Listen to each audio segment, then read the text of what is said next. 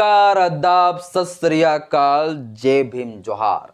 साथियों, आज के इस वीडियो में हम जानेंगे भीमा कोरेगांव का इतिहास। क्या है भीमा कोरेगांव का असली इतिहास?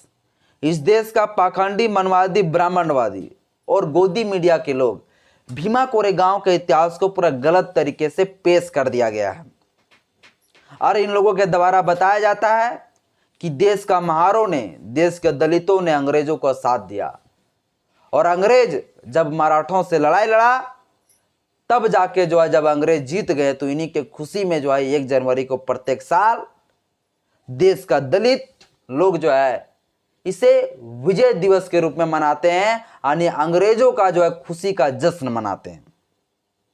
क्या साथियों ये इतिहास सच है? क्या हमारे लोग जो 500 महार थे वो मराठों से लड़ाई लड़े थे या किसी और से? आखिर ये भीमा कोरेगांव की लड़ाई लड़ा क्यों गया? सब कुछ आज के इस वीडियो में आपको बताऊंगा। बस मेरा छोटा सा अपील है, इस वीडियो को शुरू से अंत तक जरूर देखिए। वीडियो अच्छा लगे तो लाइक करें, चैनल पहली बार है चैनल को सब्सक्राइब कर लीजिएगा, बेल आइकन प्रेस करिएगा ताकि जब भी वीडियो अपलोड करूं आपके पास नोटिफिकेशन पहुंचता रहे। साथियों, भारत में अंग्रेजों का आगमन से पहले भारत में मुगलों का शासन व्यवस्था चल रहा था, मुगल काल था।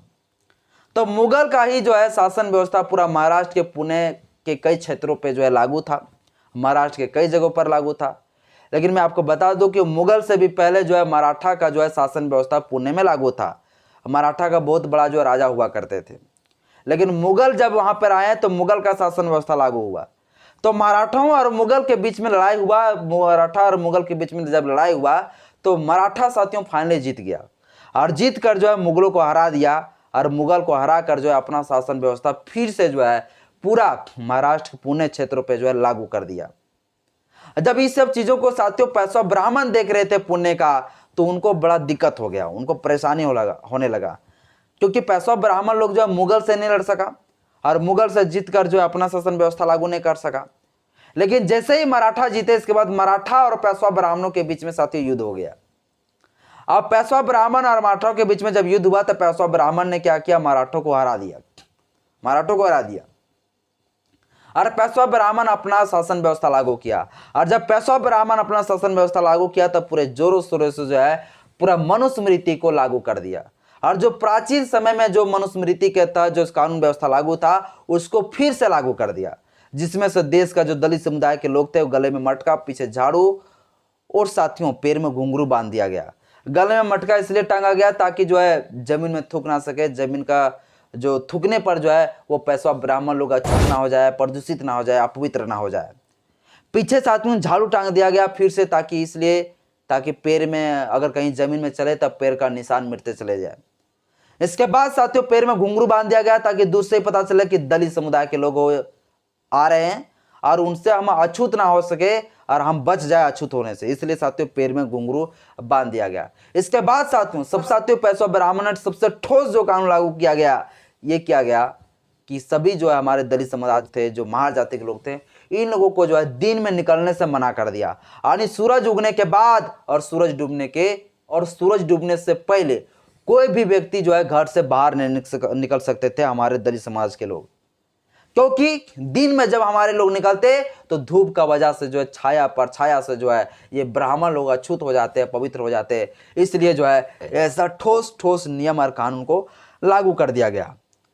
और जब साथियों भारत के अंदर अंग्रेजों का आगमन हुआ, जब ब्रिटिश आए, जब ईस्ट इंडिया कंपनी भारत के अंदर आया, तो इन्हीं पेशवा ब्राह्मणों को हराने के लिए और अपना तरह शासन व्यवस्था को लागू करने के लिए जोरों शोरों से सैनिक का भर्ती कराए गए।